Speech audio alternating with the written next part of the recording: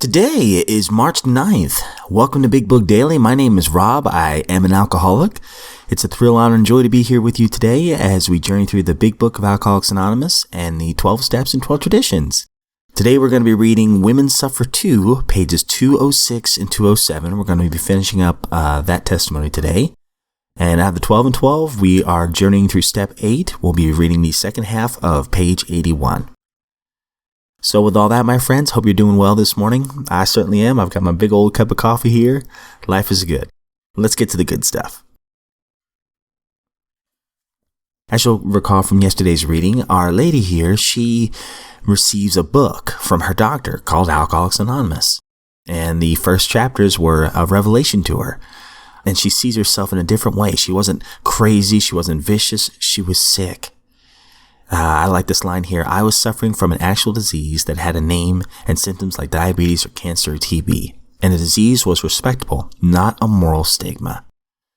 Now, she was struggling with a spiritual snag here. The God thing, or any of the other capital letters as she calls it, was a little bit of a struggle for her. But she still kind of plowed through the text, trying her best to gain what she could. And then it says right here on 206, then the miracle happened to me. So we will continue and finish Women Suffer Too, pages 206 and 207. Then the miracle happened to me. It isn't always so sudden with everyone, but I ran into a personal crisis that filled me with raging and righteous anger. As I fumed helplessly and planned to get good and drunk and show them, my eye caught a sentence in the book lying on my bed. We cannot live with anger.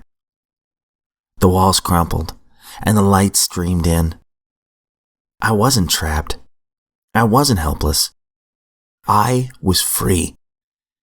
And I didn't have to drink to show them. This wasn't religion. This was freedom. Freedom from anger and fear. Freedom to know happiness and freedom to know love.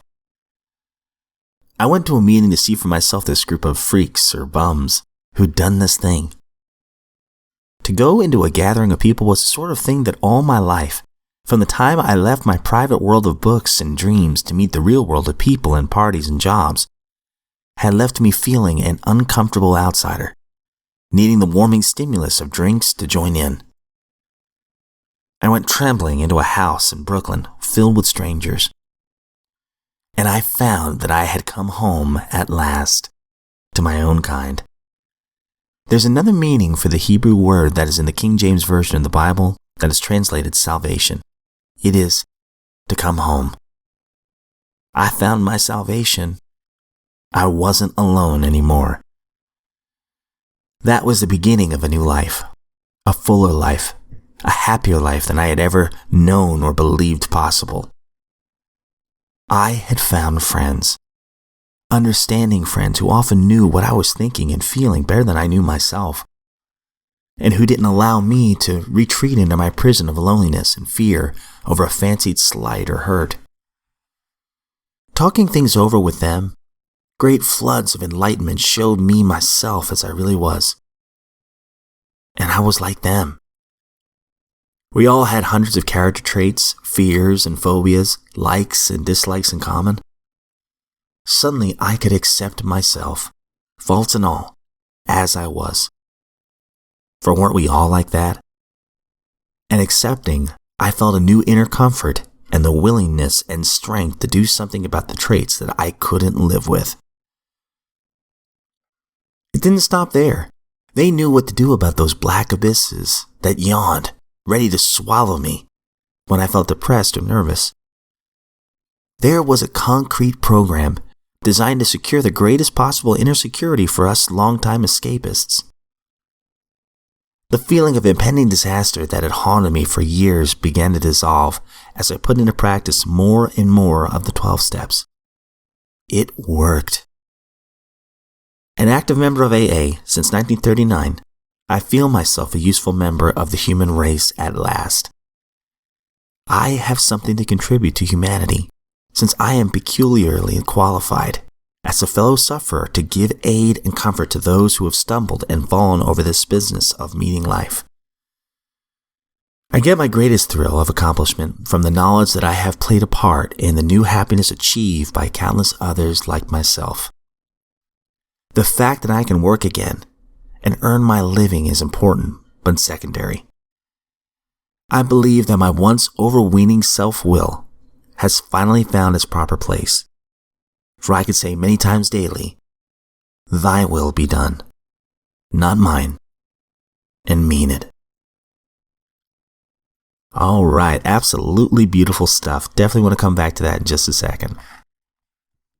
All right, guys, so as we've been journeying through the 12 and 12, we have been diving into step 8, which is made a list of all persons we had harmed and became willing to make amends to them all. So with that, today we are going to be finishing off the rest of page 81.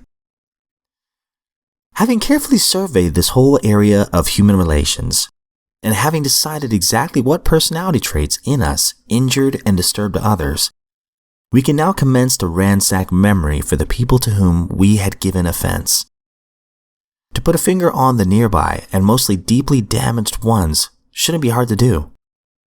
Then, as year by year we walk back through our lives as far as memory will reach, we shall be bound to construct a long list of people who have, to some extent or another, been affected.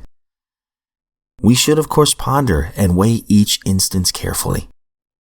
We shall want to hold ourselves to the course of admitting the things that we have done, meanwhile forgiving the wrongs that we have done, real or fancied. We should avoid extreme judgments, both of ourselves and of others involved. We must not exaggerate our defects or theirs.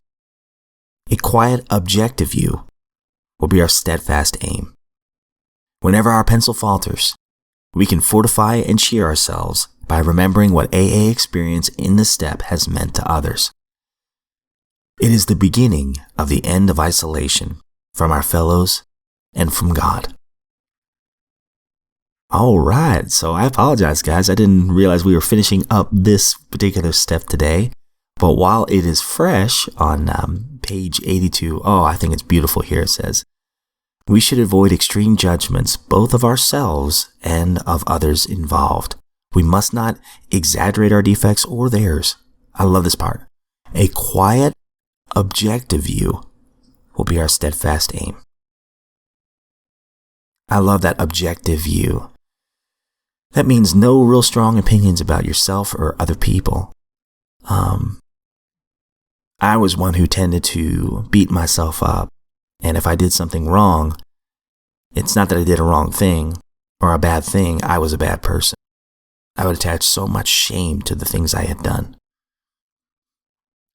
So the hardest person for me to forgive was often myself.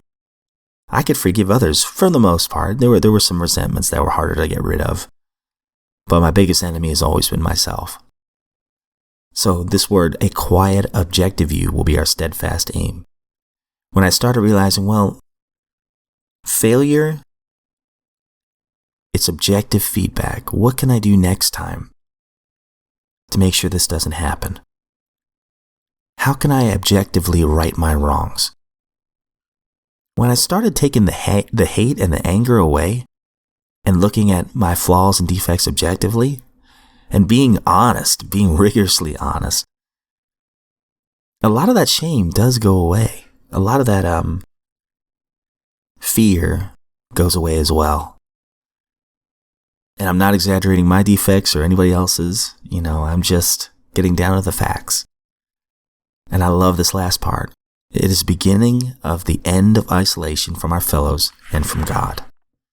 So one more time with step 8, making a list of all persons we'd harmed. It became willing to make amends to them all. So we make the list objectively, and we pray for the willingness to make amends to all of them.